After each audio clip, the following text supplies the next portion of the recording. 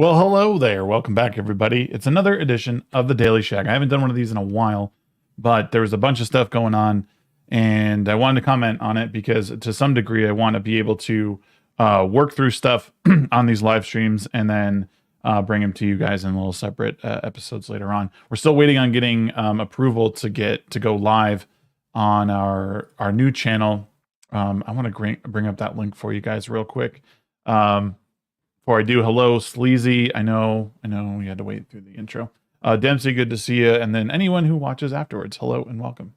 Let me pull it up real fast. I do want to link our live channel. I'll throw it in the, I will throw it in the description afterwards, but I will also drop it in chat now in just a moment here. Let me switch over. Anyways, I hope people are doing well. We're gonna work through a couple of different things today, and I didn't even subscribe to my own channel. How stupid of me.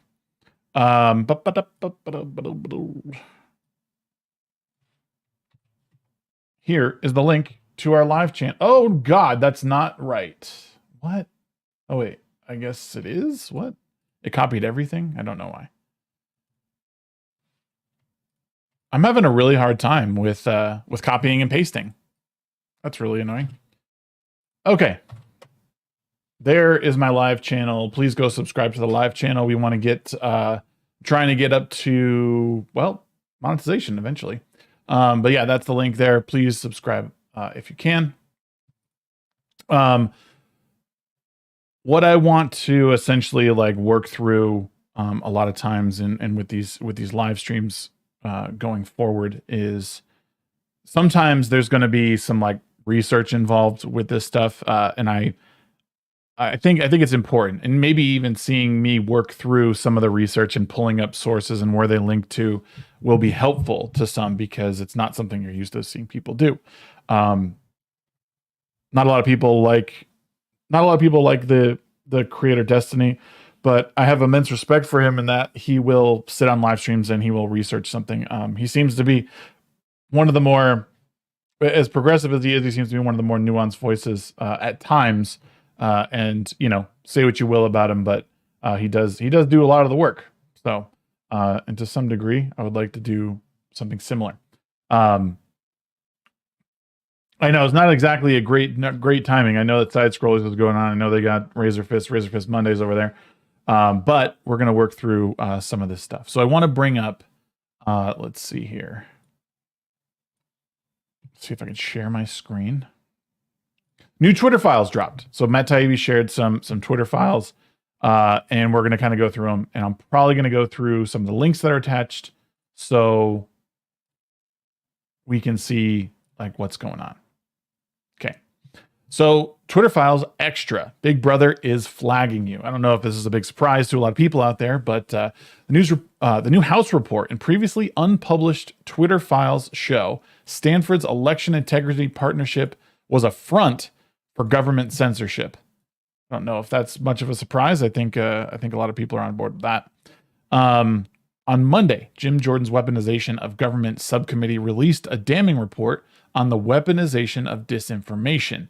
Packed with subpoena documents, it's focused on Stanford's election integrity partnership. So the weaponization of disinformation is something that happened during the 2020 election, right? We had a lot of people that were censored, largely conservative voices that were censored, deplatformed, however you want to say it, to in the name of disinformation and in the name of public safety. Let's I'm going to bring up this link real quick. We will come back to this. Why is this asking me to sign into Adobe? I just want to look at the PDF, please. On Monday. Oh, wait, we just heard that. The report showed that the EIP, which flagged 2020 election content, was a stand-in for the Department of Homeland Security. Again, not very surprising. The original Twitter files said as much. We just set up an election integrity partnership at the request of DHS and CISA, wrote Graham Brookie of Atlantic Council, an EIP partner. So it looks like we had a screenshot from an email. Understand, given the work DFR Lab does on geopolitics, technology, and election interference with GEC, we were just caught off guard because they just asked about it. I am not as concerned on the money or the project, but rather consolidating an approach to GEC as we get into the season for expanded renewals on 2 separate multi-year agreements in the 6-figure range that cover a significant amount of our work on elections and all of our work in South Africa and Latin America. On the DHS app, fake news, and other US election-related work, it would be great to sync up as well.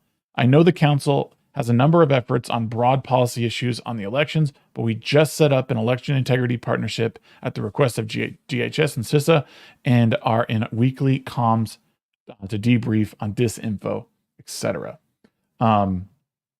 Early diagrams of the EIP workflow show central role of DHS's cybersecurity and infrastructure security agency, CISA, which would provide a warm introduction to election and special interest communities. The intelligence community is also depicted as a participant, sorry.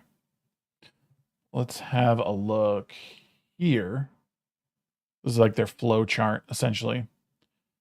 Intelligence community feeds down to CISA, independently may triage briefings to IC. Whoop. CISA can option for communication through CISA, end users, election officials, special interest groups, and this can feed into the CISA provides a warm introduction to election and special interest communities.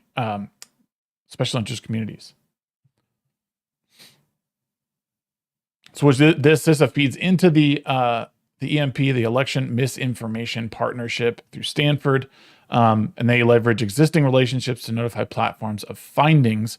So the platforms then dish out this information to the public. So a lot of stuff brought in from the intelligence community is filtered through many other things before it ever reaches you.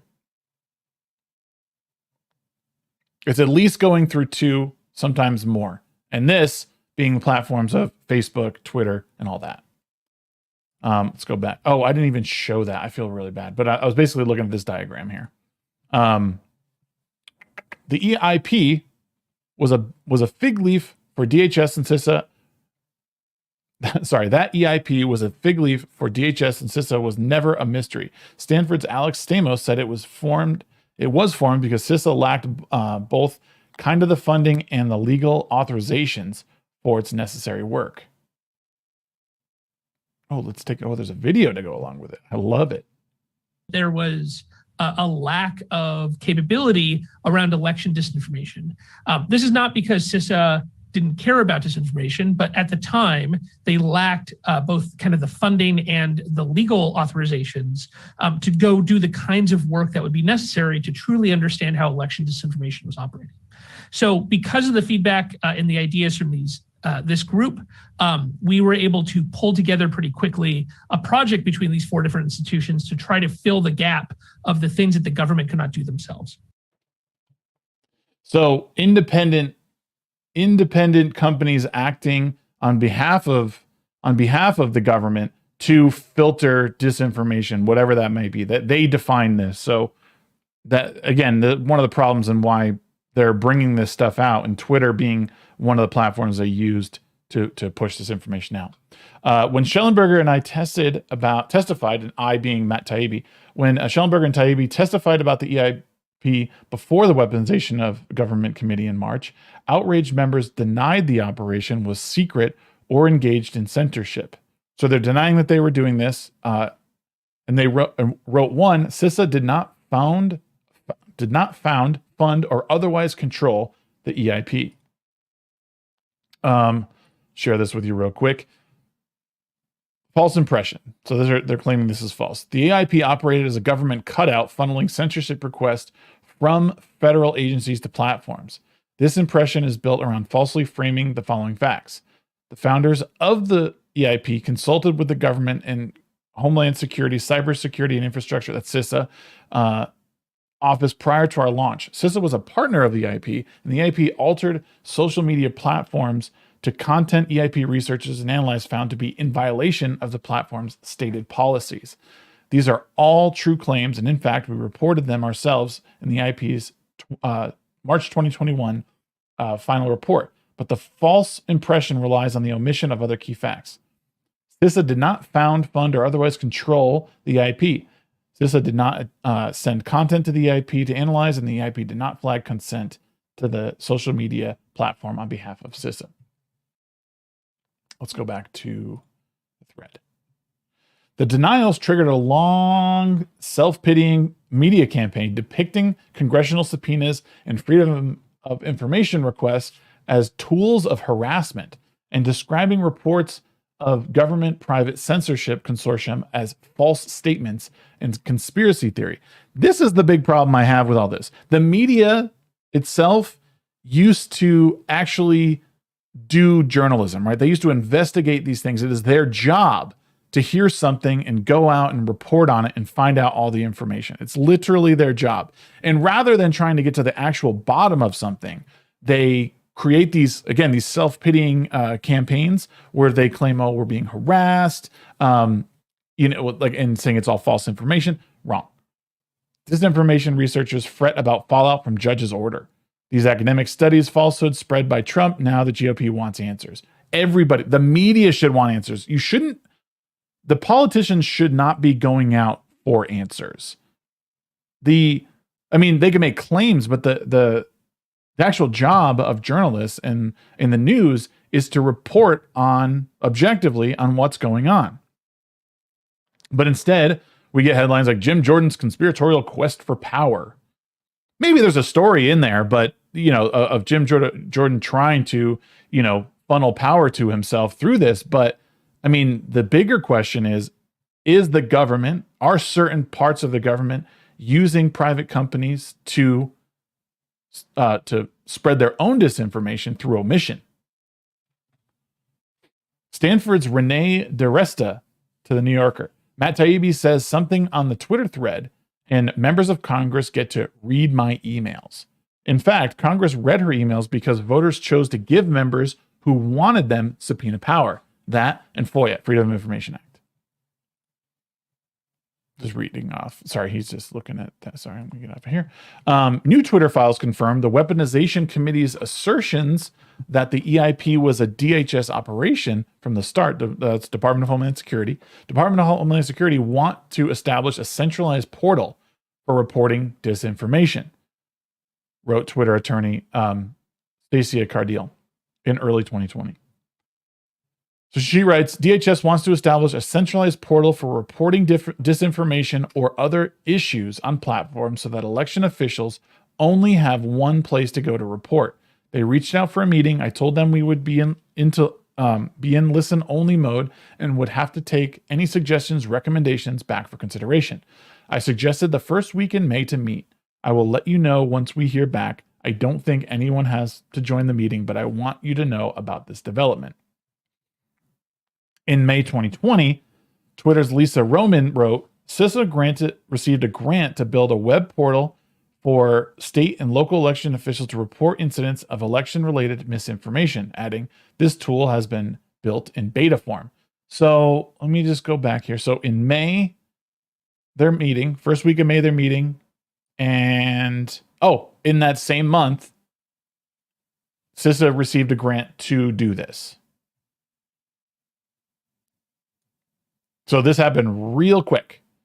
The key takeaways, CISA received a grant to build a web portal for state and local officials to report incidents of election-related misinformation. This tool has been in beta form.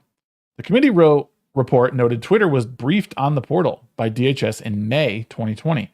In June, Twitter executives added, we have already done a demo with DHS and CISA, and Twitter has already received a demo on this product. So they were supposed to meet to talk about it in May, and Twitter had already, in June, had said they've already done a demo with the Department of Homeland Security and CISA on this. This is, it's big.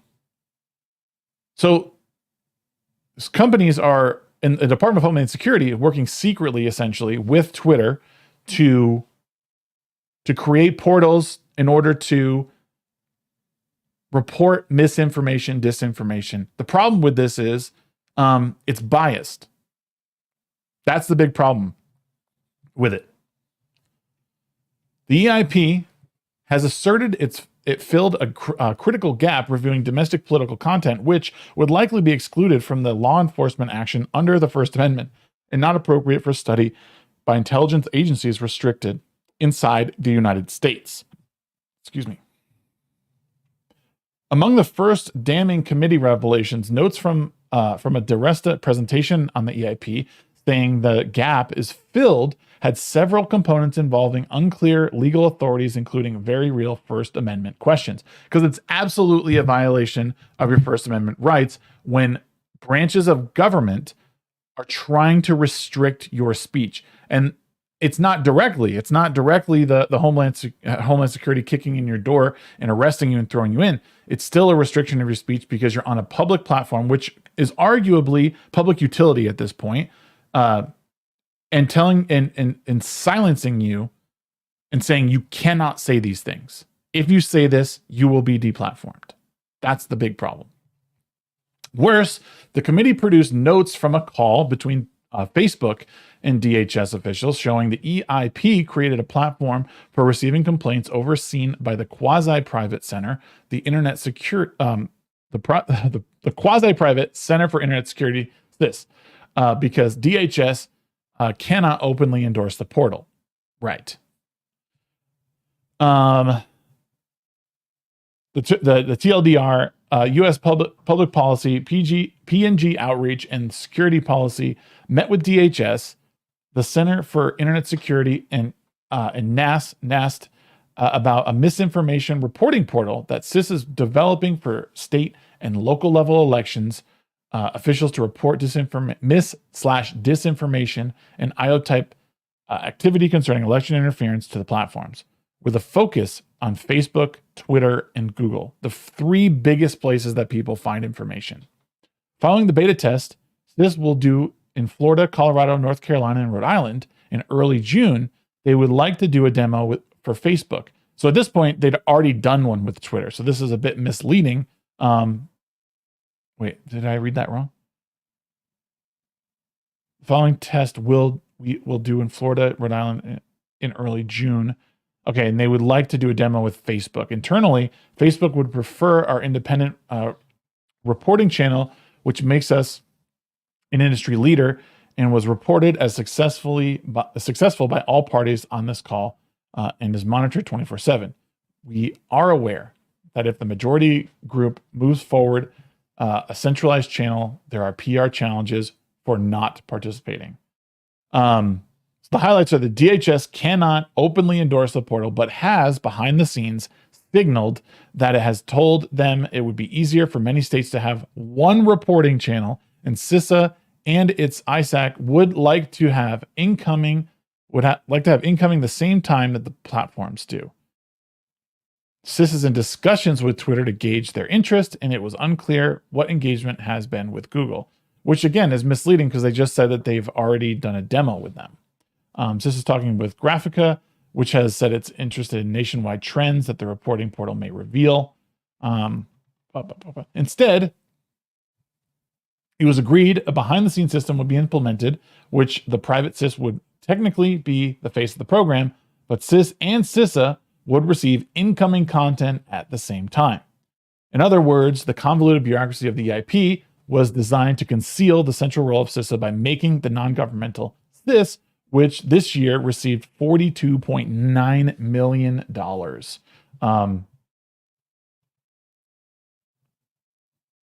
And they're showing the top five. Center for Internet Security. Let me see here. It shows amount given, Department of Homeland Security, $42.9 million. This fit with Twitter Files documents where EIP flags came with a disclaimer saying complaints were already forwarded to CISA, which will submit to relevant platforms for review and to the Election Integrity Partnership of Stanford University. Again, the big issue here is just, it's really highlighting how much effort was put into working with these companies behind the scenes in order to monitor what was being said. You cannot say this. We are not allowing this because it is mis or disinformation. EIP members complained that FOIAs and subpoenas were unnecessary because our work is public and EIP was no secret cabal. But the EIP didn't release individual recommendations on content until threatened with contempt. That's another big. So there's like a little to no transparency when it comes to this stuff. Even though there is no secret cabal, it took them to be subpoenaed before they were helpful at all. When EIP finally produced the JIRA tickets showing the recommendations on the flagged content, it wasn't hard to see why they were anxious to produce them. Many were phrased as direct requests for removal. We've seen this before. The original Twitter file showed a lot of, we want this removed. We recommend Twitter removes the tweet as it is fairly clear violation. We recommend to Twitter that the tweets be removed. We recommend the following tweets as misleading. Many posts recommended for action were clearly protected speech, like an ad claiming do nothing Democrats want to hijack Republic votes, or joke tweet by Mike Huckabee about voting on behalf of deceased parents.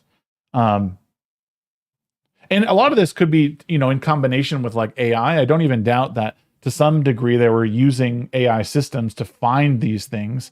Mike Huckabee's high enough profile where they might just see it and flag it, but I wouldn't doubt that a lot of these were in combination and working with AI. Exhibits from Missouri versus Biden case show the Atlantic Council worrying to former CISA official Matt Masterson that CIS may not be effective for the USG because it came to see EIP as a growth area and consistent funding source.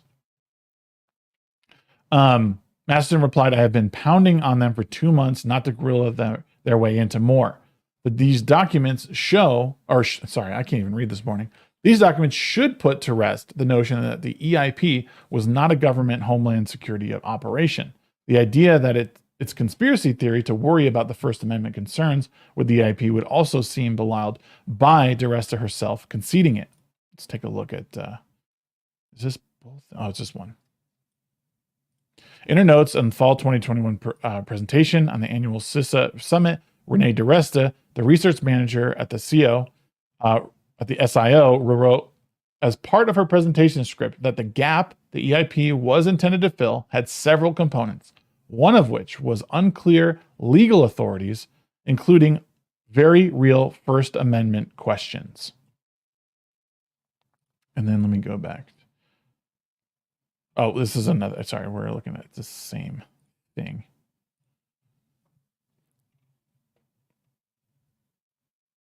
For more, read Big Brother is flagging you at, and the new documents reveal U.S. Department of Homeland Security conspiracy to violate First Amendment and interference. Let's take a look at that. Good to see everyone this morning. Hope you're doing well. Dun,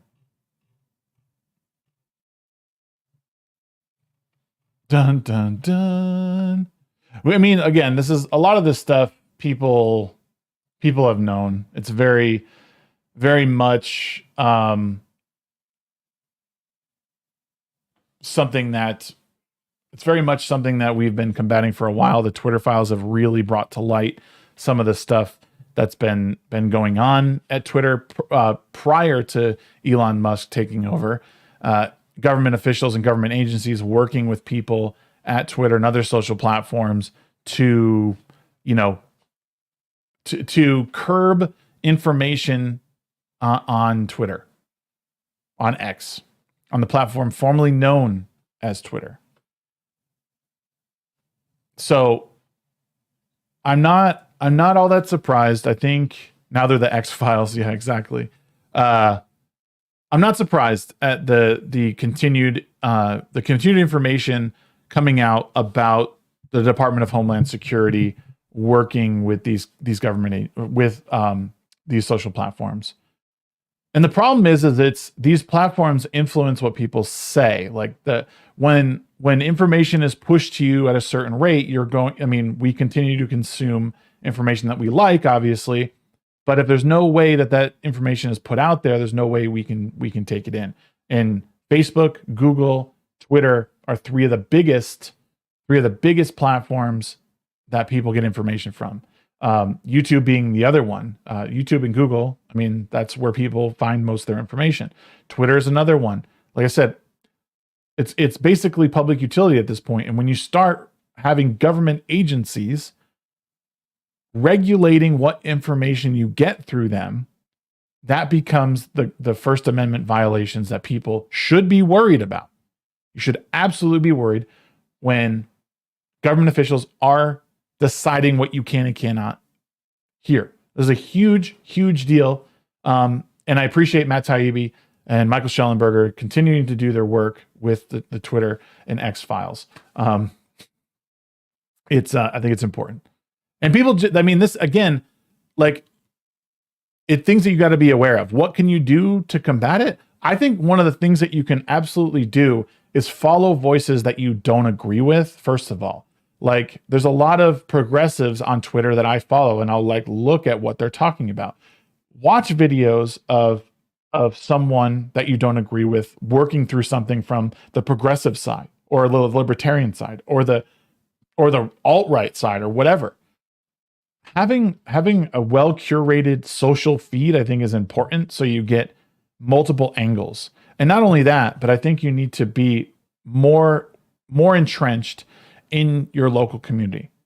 That might sound like a cope, but I think it's something that people need more than anything. So you can hear what's going on around the world, but also understand how that may or may not relate to what you're dealing with at home, like in your local community. Because most people, I think, are just they're hurting their mental health while not realizing that that they don't even need to put any effort into it. Doesn't mean you can't have an opinion on it. It means that take it in and filter it through, put it through the right filter, not the I care about all of this filter. So yeah, that's what I wanted to bring up and just read out that Twitter file for you, because I don't know if many people saw that new Twitter file dropped. The Twitter files extra by Matt Taibbi. What I wanted to talk about too, and actually it's funny, Twitch won't let me put this. Let me see if I can. Maybe I can change it to that. Twitch is saying I can't change I couldn't put cisgender in my title for Twitch, which I'm not all that surprised. But so I wanted to go through, I was sitting in, as I do, I was sitting in on one of the TikTok lives, and they kept the people that were hosting the debate. Not only were they intellectually disingenuous, not really there to educate anybody, but they kept saying, cis is a scientific term. They kept saying that it's a term that's been around for a long time. So being curious as I am, I looked up, I just looked up origin of cisgender. So I want to go through some of this. Because I think ultimately it can be helpful, and even understanding, because again, you have to understand where your opposition is at in order to actually argue and debate them. So I'll bring up my screen so people can see. Before we get into that, I'll say, look at the chat and just kind of read out what's going on. Dempsey says, I dislike being called cis. It is always used in a derogatory way. Yeah, I agree. I think it's been a term co-opted by progressives.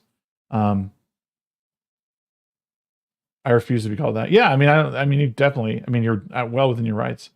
Homo is also a scientific term and has been around a long time. True. Okay, let's look at this real fast. I don't like this. This one. This will go to this one. Okay, this gender.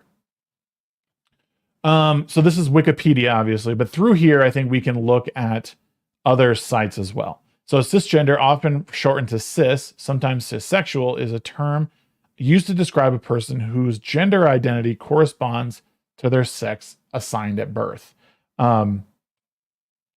Sex assignment is the discriminant or an infant's sex, usually at birth, based on an inspection of the baby's external genitalia by a relative midwife, nurse, or physician. Sex is assigned without ambiguity in 99.95% of births. In the remaining cases, additional diagnostic steps are required. Very, very rarely, though. Very rarely. The word cisgender is the antonym of transgender. The prefix cis is Latin and means on the side of. The term cisgender was coined in 94, so it's been around for almost 30 years. And entered into the dictionaries starting in 2015. So as far as like an established, like in the dictionary, 2015, not very long, not even 10 years, 8 years. It's been around, which is still a while. As a result of changes in social discourse about gender. The term has been and continues to be controversial and subject to critique. Well, that's certainly sure. I do want to look at some of these sources. Cisgender and cissexual are the same. That destroys their own arguments. Definitionally, they are synonyms. So cissexual. Yeah, like cissexual is. I mean, it still makes sense. Well, actually, no, because cisgender, because gender, by their definition, gender is different from sex. They're separate things. So by this definition, your gender identity corresponds to the sex assigned at birth. So that it is a weird, like, so they say gender and sex are two different things. But here in Wikipedia, they're saying it's also often referred to as cissexual. Yeah, that doesn't seem right. Let me see. So this was pulled, this part here looks like it was pulled from New Words of Note 2015 and Tracing Terminology Perspectives on History. I kind of want to look at this. Gender is identified at birth, not assigned. According to progressives, sex is assigned at birth, and gender is something that may or may not be congruent with sex. That is the argument I hear. So here, Tracing Terminology, this is from May 22nd, 2077, from Avery Dame. Designating a person cisgender is an adjective, designating a person whose sense of personal identity and gender correspond to his or her sex at birth, or of or relating to such persons, contrasted with transgender.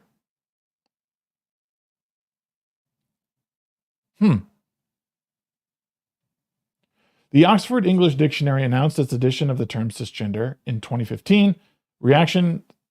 Media reaction varied from mild interest to praise for the move as a small sign of wider acceptance of transgender individuals, pointing to the term's increasing ubiquity. The fact that it hadn't already been announced as an OED edition prompted Erica Schweigershausen at the New York Magazine to incredulously ask, wait, cisgender wasn't in the Oxford English Dictionary already? As a term, cisgender combines the Latin prefix cis, meaning on this side, with gender in contrast to transgender. Right? So the transgender term makes sense because you're going from one to the other. That's why I think that's what this whole thing is weird. Like working through it in my head, I find it to be a really weird thing. If they're transitioning, so you would, if you are a transgender individual, you would always have to acknowledge your biological sex. You always have to acknowledge that because that means that in the beginning you were cis. You, like, at one point you were cisgender. and now you're trying to transition your gender to something new. So you need, right? Doesn't that make sense? You would have to always know, otherwise you would have to be a transsexual.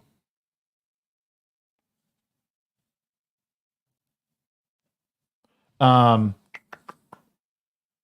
her notes on the edition, then head of U.S. Dictionaries Catherine Connor Martin presents the edition as reflecting the English language wider expansion of its vocabulary. This happens. We create words all the time. To reflect changes in the way that people discuss gender, race, and other aspects of personal identity and social classifications. Right, it's there. I don't encourage people to use it, because again, I think the more you put people, you just infinitely divide people into boxes until each person is just a unique term.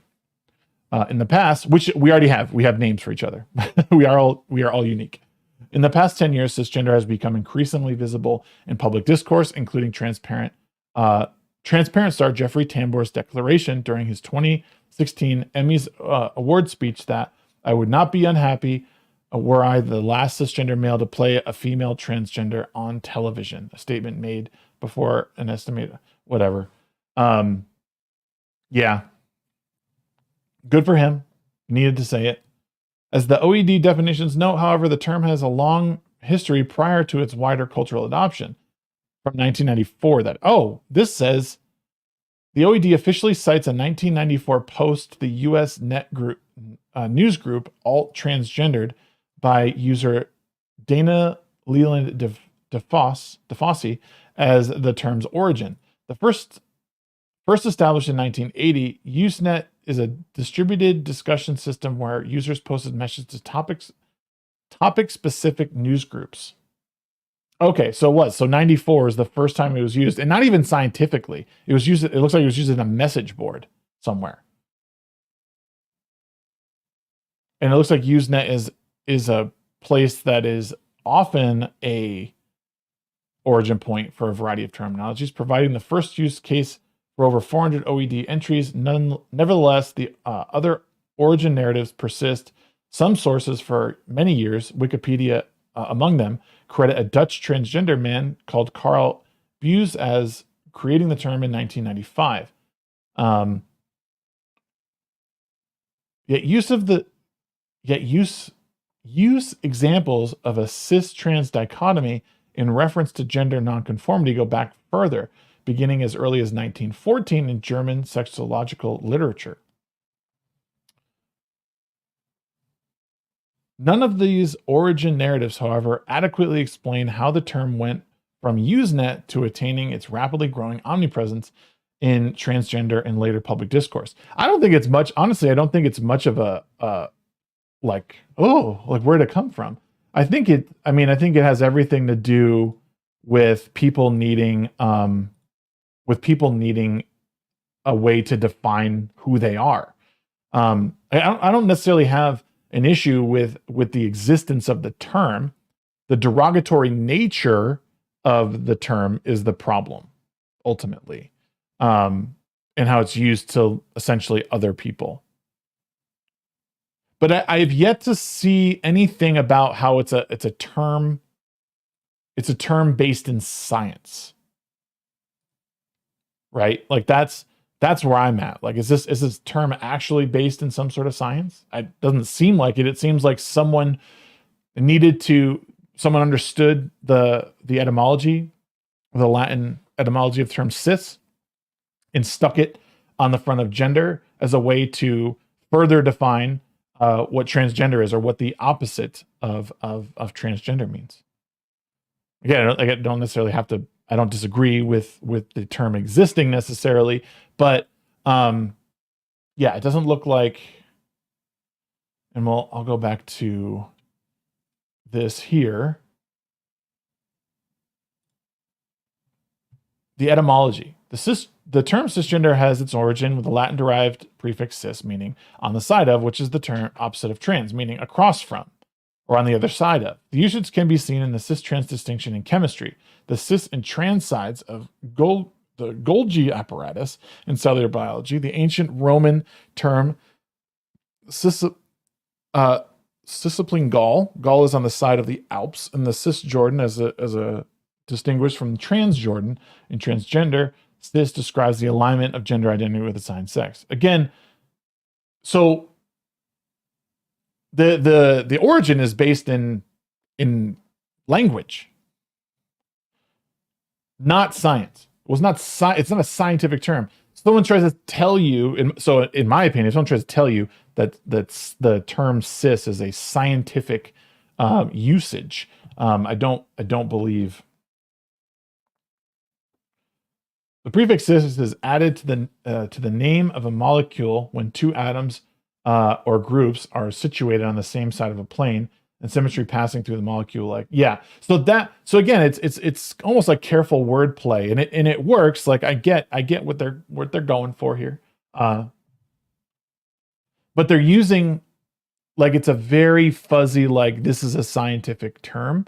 Like they're using etymology of words to describe something as, oh, this is a scientific term. This is science. But I don't believe it. And maybe here we'll read the history and usage of the term. Marquis Bay states the proto-cisgender discourse arose in German in 1914 when Ernst Burchard introduced the cis-trans distinction in sexology by contrasting cisvestimus, or the type of inclination to wear gender-conforming clothing. Wait. Cisvestimus. Transvestimus, or cross-dressing.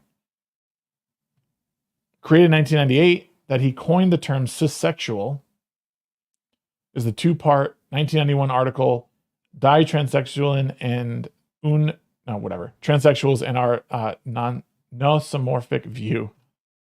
Coinage. The term cisgender itself was coined in English in 1994 in a Usenet news group about transgender topics. We read about that. Medical academics use the term and have recognized its importance in transgender studies since the 90s. Looks like it appears in Altman B's Cisgender, reassessing the role of gender-related cognitions for self-esteem, the importance of gender typically for cisgender adults. What is that from? And then what's the last one? New mental health study finds that findings have been reported by investigators at Brown University, gender minority stress, mental health, and relationship quality. Dyadic investigation of transgender women and their cisgender male partners. Interesting. I don't think that makes you cis, though. I want to see this one.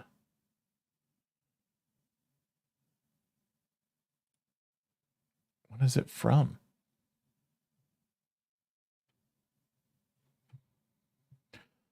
Springer link. So this is from reassessing the role of gender-related cognitions for self-esteem, the importance of gender typicality for cisgender adults. What is this from? Oh, March 2015. So not the 90s. Maybe the first one was from the 90s. So the abstract, gender-related cognitions have been central to accounts of well-being in children and adults in the United States, yet the children and adult literatures are currently not aligned in how they measure these experiences, creating an asymmetry in scientific understanding. The current investigation aligns that these literatures by using the short form of BEM sex role inventory in modified version of Egan and Perry's gender typicality scale with cisgender adult participants. These measures were used to determine the relative contributions for each to self-esteem using non-probability examples of heterosexual and queer women and men in the United States. The analyzed groups consisted of cisgender. So this is also something interesting that I'll point out, is that even in 2015, we are using terms like asexual, pansexual. These are not things that I was aware of even at this time. Like You didn't hear people referring to others as asexual or pansexual at this point. I think has become way more mainstream in the years following this.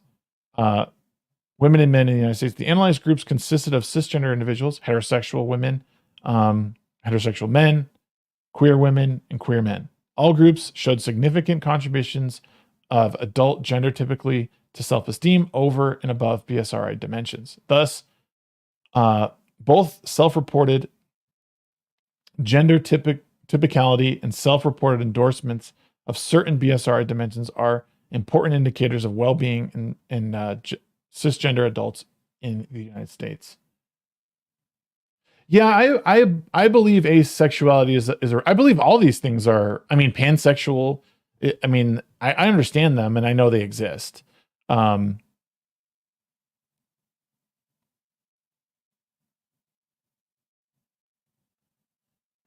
Let's see. Gender schema theory, a cognitive account of sex typing psychology. This is from 1981. I kind of want to look at this. I don't believe that the self-reporting is a very accurate means of I don't love the self-reporting thing, because I think it can be, the data can be misinterpreted or people lie. But can I read this?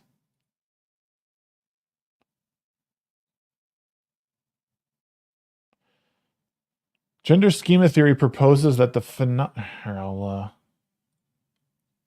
Gender schema theory. Gender schema theory proposes that the phenomenon of sex typing derives in part from gender-based schematic processing, a generalized readiness to process information on the basis of the sex-linked associations that constitute the gender schema. In particular, the theory proposes that sex typing results from the fact that the self-concept itself is assimilated in the gender schema. Several studies are described, including 2 experiments with 96 male and 96 female undergraduates that demonstrate that sex-typed individuals do, in fact, have a greater readiness to process information, including information about the self, in terms of the gender schema. It is speculated that such gender-based schematic processing derives in part from the society's ubiquitous insistence on the functional importance of the gender dichotomy. The political implications of gender schema theory and its relationship to the concept of androgyny are discussed. Interesting. Very interesting. I want to see.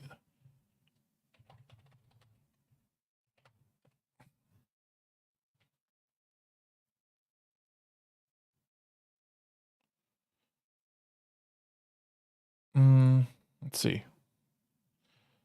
I'm going to read that just because all of this sort of like relates one to the next, and understanding what they are, I think is important. Gender schema theory and roles in culture. Gender schema theory was introduced by psychologist Sandra Bem in 1981 and asserted that children learn about male and female roles from the culture in which they live. According to the theory, gender adjusts their behavior to align with the gender norms of their culture from the earliest stages of social development. Not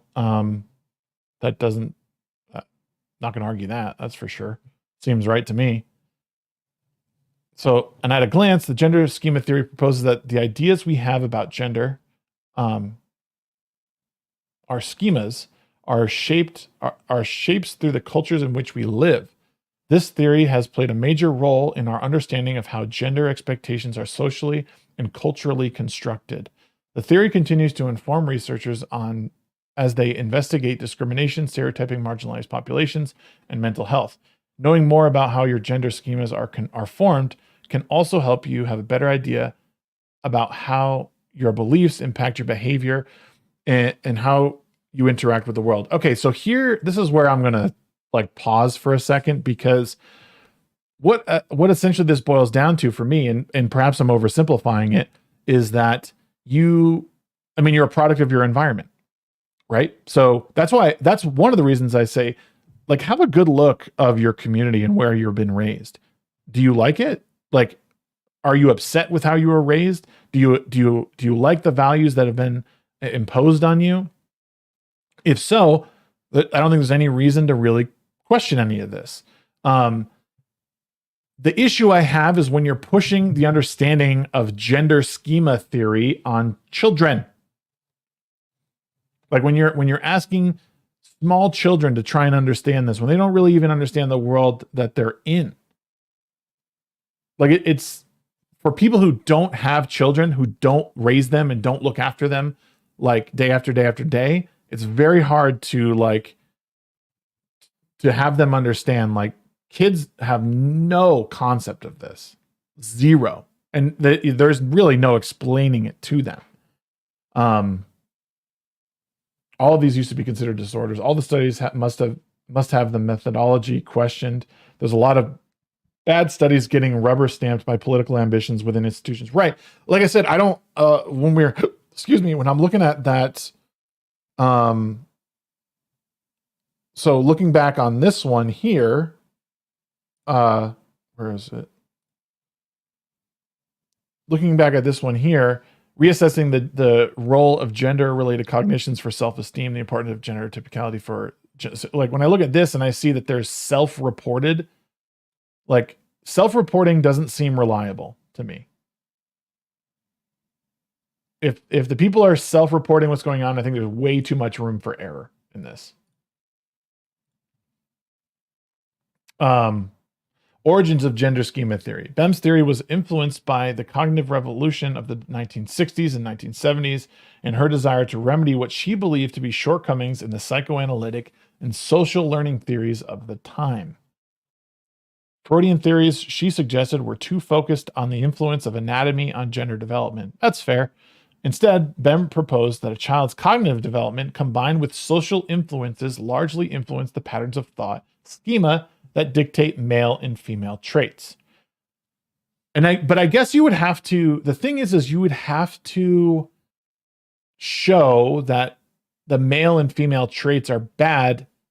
Like, the ideas that we have about male and female traits are bad to make any of this really make sense. Because I don't disagree that the people, like your environment and societal influences will influence these patterns, along with some biology. Like, obviously, I think some people are capable of handling some of this stuff and some people are not. Cultural influences on gender schema. Gender schemas have an impact not only on how people process information, but on the attitudes and beliefs that direct gender appropriate behavior. And the way I see it is, like, I think it's okay to have standards for what's appropriate for, like, a man and a woman. I think there's a general attitude that we should have towards each other. But I also think that there are different standards for men and women at times. Again, that's why this is so highly nuanced. Like, I think adults can really grasp this, or someone in their teens or later. But I think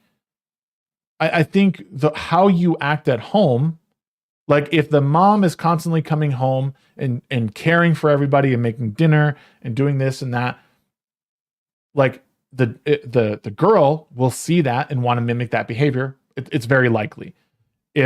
And vice versa for the child, or for the boys. They see whatever role is being happening. They're taking they're seeing what the roles are for each parent, and then eventually they will act on that. It's very likely that they will act on that.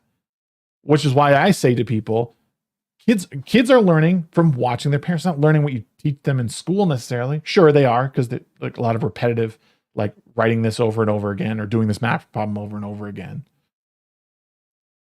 But my kid learns from like, their behaviors are often grabbed from me, my wife, or their teachers, or their students, people they're around all the time.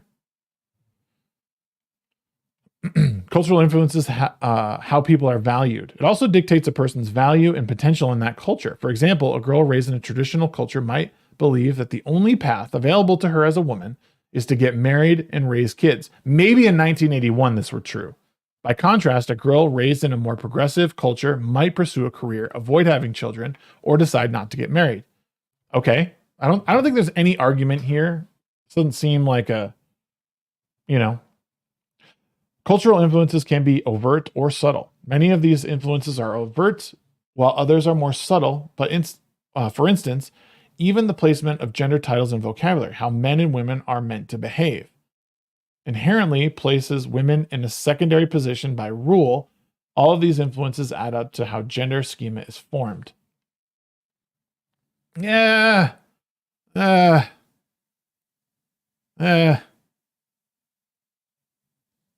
Researchers do know that gender schemas are often prone to exaggeration and errors.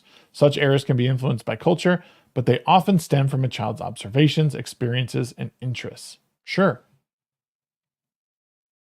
None of this necessarily the problem is like none of this says to me that it's bad. And when people use stuff like this as like, this is 2023. There's very few people out there saying, women, you belong in the home, men, you belong out making money and taking care of everyone. Like, sure, there are instances where that's good, or like I don't think that's not even necessarily a bad framework to have. I think people should be flexible in what they believe. Like I think a woman should be allowed to obviously, want to have kids and do all that, but also pursue a career that is meaningful to her, or pursue higher education if she wants. What I'm seeing now is I'm seeing like two things happening. I'm seeing you either go this way and you take the traditional path, or you go this way and you take the progressive path. There can be a mixture of the two. We can have a path that kind of walks both of them, or even at times meanders close to the other.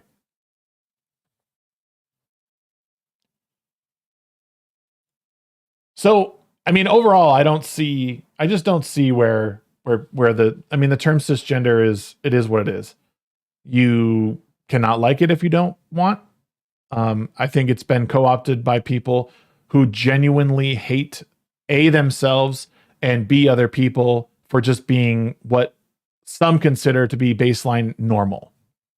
And that's too bad, because I think those people are grossly misinformed. I think they're misled by others who wish to use them as political tools. And that's too bad. Let me take a look real quick at. So I do want to talk about this. I want to talk about this because I don't know. I don't have a whole lot at stake with this particular thing, but I think it's important to bring up. It's important to bring up because I feel things are getting out of hand. What I will say is I like Shad as a person. I think he means well enough. I think he wants to be really good at AI art. I don't think he wants to be a great artist. But what I'm seeing is a fair amount of delusion, and mixed with maybe a large dose of, what's the word I'm looking for? Oh God, I can't even think of the word. Arrogance, a fairly large dose of arrogance. I think Shad is good at what he does in some regards. I think he's trying his damnedest to learn AI. I think he is not doing as well as he hoped. And Lofty says he had inadvertently started a trend where people are taking his AI art and actually making it a bit better. I'll tell you, man, like the stuff I'm seeing like from other people on this looks better than the stuff that he's doing. And I'll tell you why. And I'll just give you I'm not going to make any art like this, but something that I can see when I just look at these four images here, something I see immediately is consistency in art style, in perspective, in orientation. That's what I see. I don't think I would have not have an issue with what Shad's doing if he had an ounce of humility to go along with it. And that is a huge part of this, is that these people illustrate a great understanding of art and how it is great. When I look at Shad's stuff, I see someone who's really trying and someone who is putting in a lot of time into understanding AI. And let me be clear, I don't necessarily have a problem with the AI that he's using. I think AI will be useful in a lot of ways. I have my reservations about AI when it comes to art, because the reason we identify things as great art is because it transcends things that we are capable of doing. And we also see simplicity and complexity in things that are sometimes mundane and like everyday. Now his stuff is like all fantasy driven. It's cool. Let me bring up the tweet that was. Let me bring up that original tweet.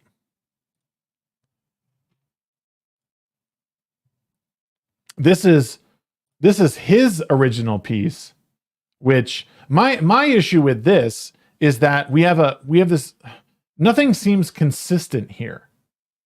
Perspective, I don't understand where I'm looking at this piece from.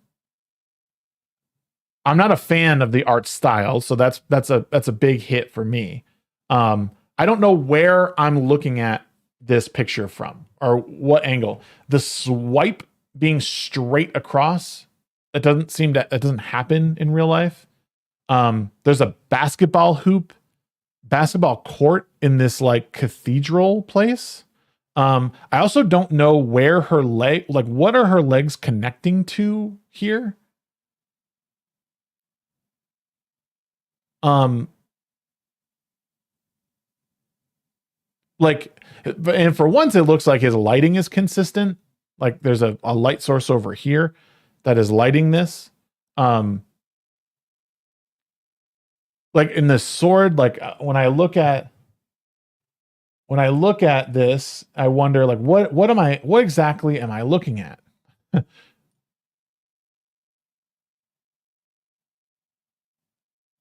Again, this picture looks nice. It looks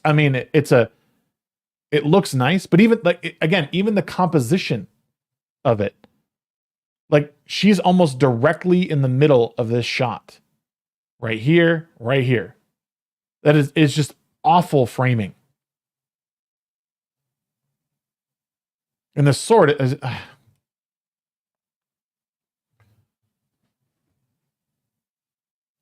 again, Shad's a hardworking dude. He's done a lot. He's done a lot in his career.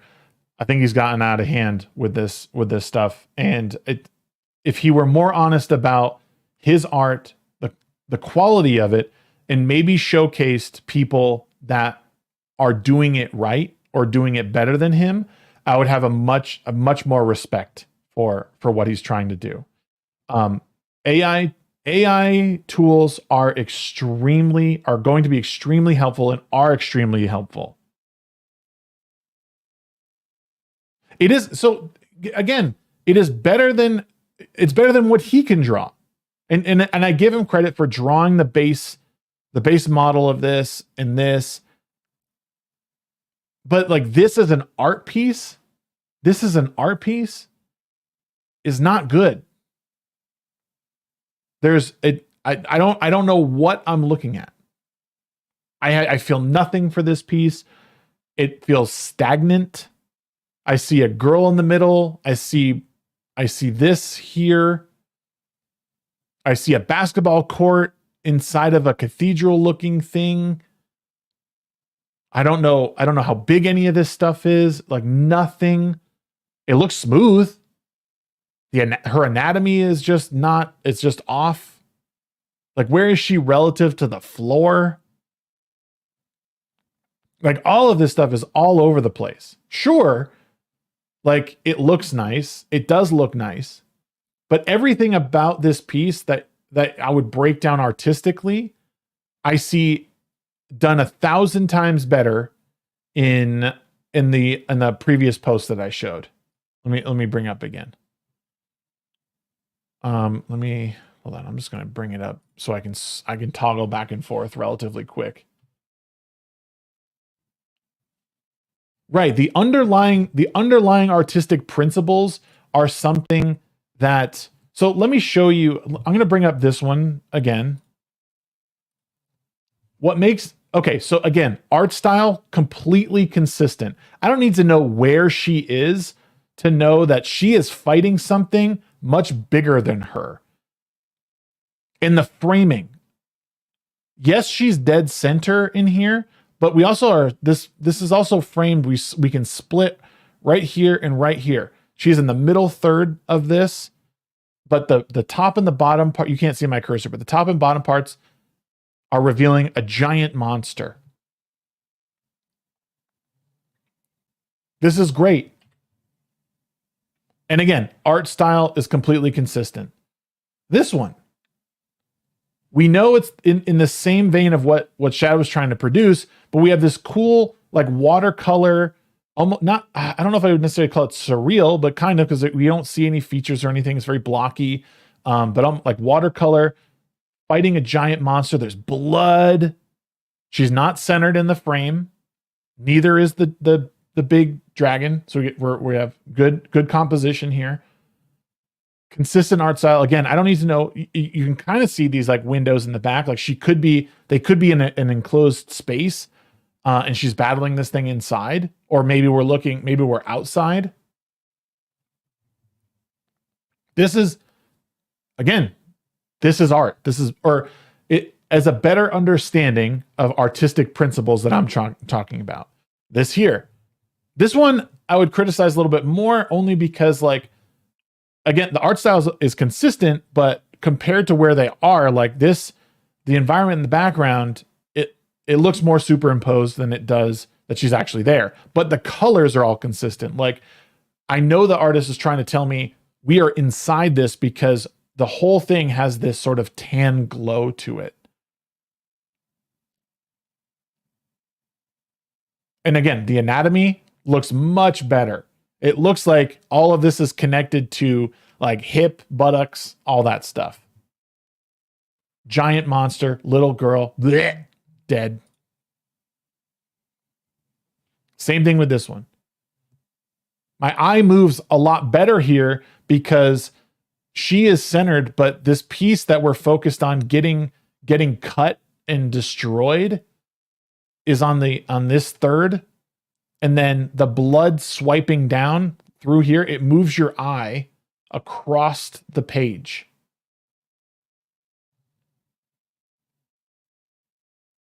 This is what distinguishes this. No, this one's not bad at all. This one's not bad. She's dead center in the middle, but there's a bunch going on around. This side is a bit more empty. It's a very balanced. It's a very, very balanced piece of art. And your eye moves because we've started up here. We see this giant cut, and then it swipes across. She did the cutting. Again, anatomically correct. You can have anatomically incorrect people. I mean, that's why, like, anthropomorphic, like, characters, they work all the time because they understand how anatomy has to work in order for your eye to be like, oh, I get it. Yeah, the sword's kind of weird looking. But you look at this, and then you look at this. Do you guys see the difference? Do you guys see the difference and understand? Like, it's like he's trying to take up every piece of this, but can't quite figure out how to make it all look good.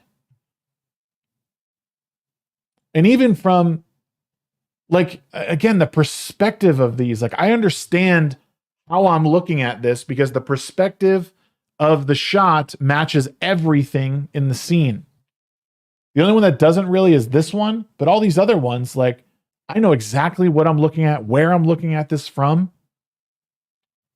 Like this one especially, so much better. So much better. And again, has a wonderful understanding as opposed to this. Womp womp.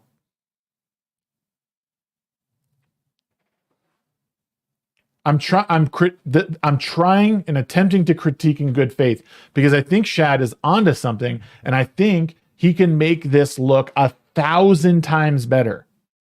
If he had this, but in that setting, whoo! Again, understanding of anatomy, understanding of framing, colors.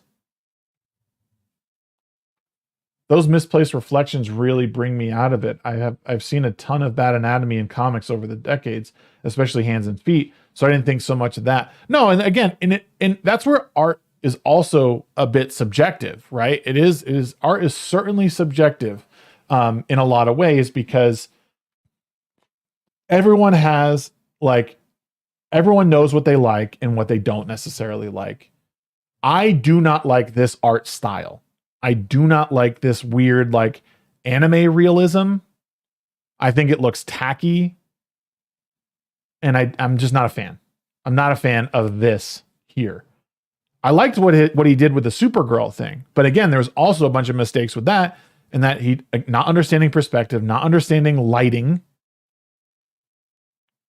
One of the best accounts I like watching on YouTube is Benny Productions. He's a professional Photoshop compositor, like graphic artist. Watching him take like multiple different graphics and smash them all into one, relight them, and like almost recreate different perspective is out of this world. It's a genuine understanding of art and what makes it great. Well, that's just like your opinion, man.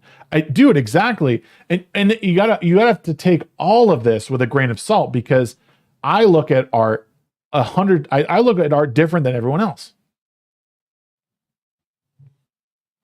Good art has me blowing way too much on indie comics lately. Yeah. I do like the slightly out of focus foreground elements in the lighting.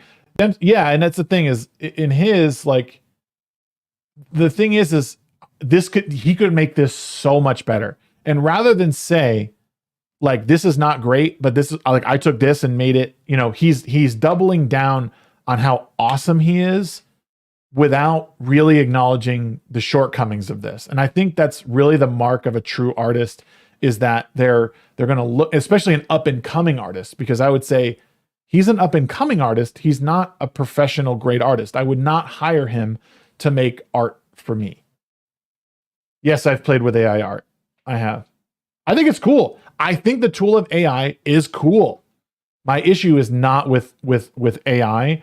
It's with marketing yourself as a professional grade artist without the skills of a professional grade artist or the understanding of what it means to be a professional grade artist. Right? He's not critical of it at all, Metastep. That's my point is he's not critical of his own work at all. I have not played with AI to the extent that he has. I think it's cool. It's not something that I want to fully delve into really because I appreciate the process. Like when it comes to my 3D modeling it up. Yeah, we can set it up for sure. That's fine. Send me a DM. Like when it comes to 3D modeling, I use like basic add-ons, and I'm starting to understand why I need to use some add-ons for like hard surface modeling. But I really like to understand the basics of and how those add-ons work, right? The less automated something is for me, the more I can understand the fundamentals and the basics. LG uses AI for thumbnails. His position is similar, but he's more laid back about it. Yeah, like again, I don't use it for thumbnails and all that. But I think when you start trying to pass off, stuff like this as really great art and all that, I think we're missing the mark. Is it lazy as in he didn't put in 40 years of drawing to get to this level, or more like he didn't have to wait for anyone else to produce it? I don't mean, or I guess you're responding to Eric, but again, I don't have a problem with anybody using AI to produce art. My position's a little muddied on it, but if you want to use it, use it. But I think it becomes obvious who has an understanding of artistic principles and who does not. And I will tell you that this person has a much more rudimentary understanding of artistic principles than this person does. That's where I'm at with it. And I think he needs to be more honest about that. I absolutely believe I'm not a Luddite when it comes to people using new tools and upgraded tools. Obviously, we're in the age. It's going to happen. But people understanding the principles behind art is very important to making great art. Shad can continue making mediocre art as long as he wants, but he needs to understand that he won't get to a level if he doesn't understand how to light a scene, how to compose a scene and frame it properly. Like all of that stuff matters. Understanding what colors work together and produce and evoke emotion. All of this stuff is stuff that you learn throughout your artistic career. I think a lot of the blowback is most artists are not as good as AI. I think some are pissed that they put a bunch of time and money into something and just aren't good. Yeah, man. I think anybody can learn it, but a lot of it you have to give in to your preconceived notions. There's a lot you can do. I suck at drawing. And I even suck at composition a lot of times. AI can help me visualize something, or like Shad does, he's not good at drawing. He could draw something out, run it through AI, and now he has a basic framework of what he can do. And then he can take his basic Photoshop skills and start swapping things out, rerunning it through AI. It's great. Good. My internet cycled right as Shag said, I'm not a Luddite, kind of funny. The tech making fun of him. Yeah.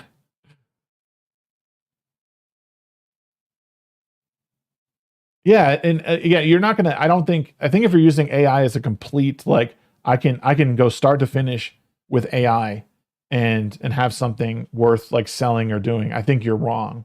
I think AI can be a very small part of a very big project that can help you conceptualize and maybe refine it to a degree.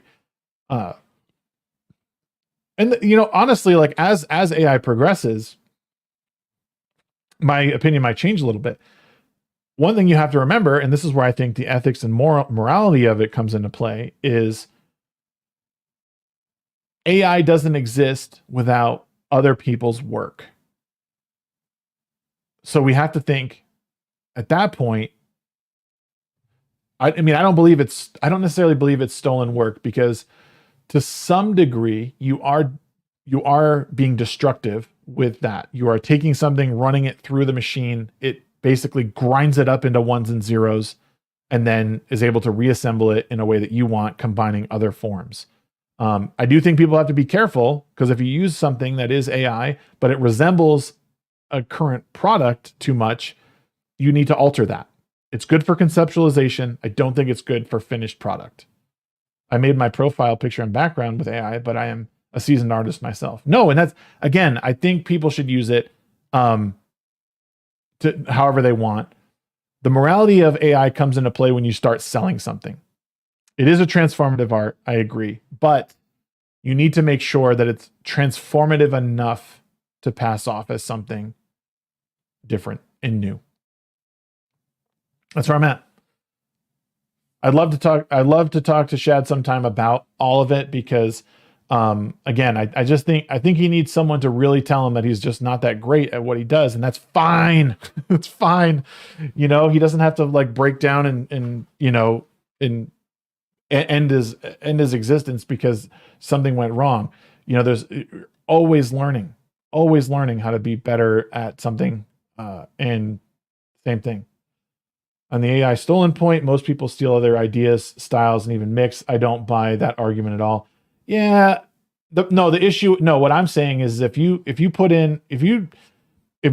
draw a picture of something and you run it through AI and you are aware that it looks like a character from your favorite TV show, I think it would behoove you to change that as much as possible.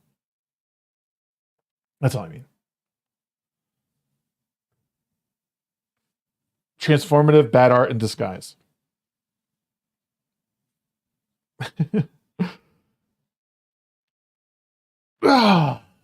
People steal styles constantly in practice by painting well-known pictures like Starry Night. Yeah, it's true.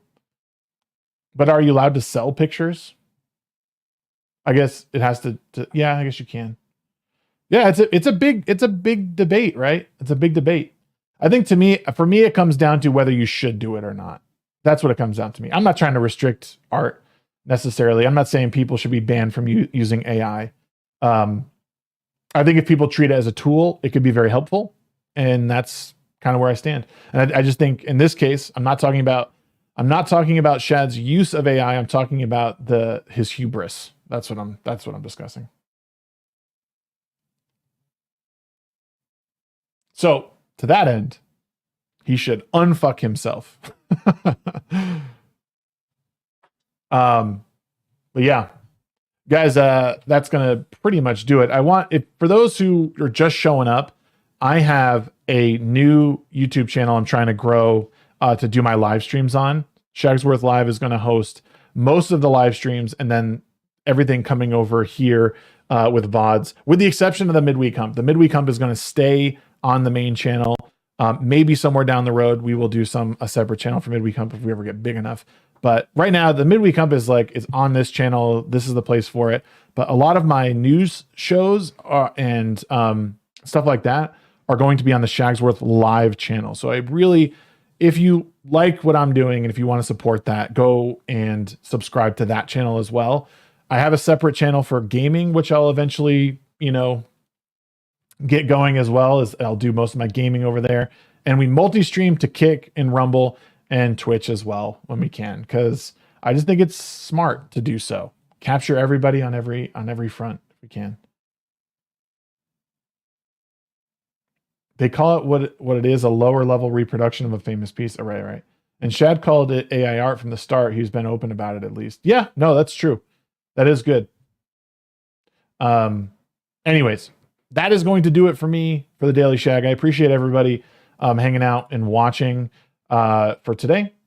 Clip this up and get some spots out there so people can see this in its shorter forms. Wait, Meta, what did I do? Wait, what happened? Yeah, no problem, Ronnie. Appreciate it. Take care, everybody. I gotta go. I'm out of here. See you guys next time.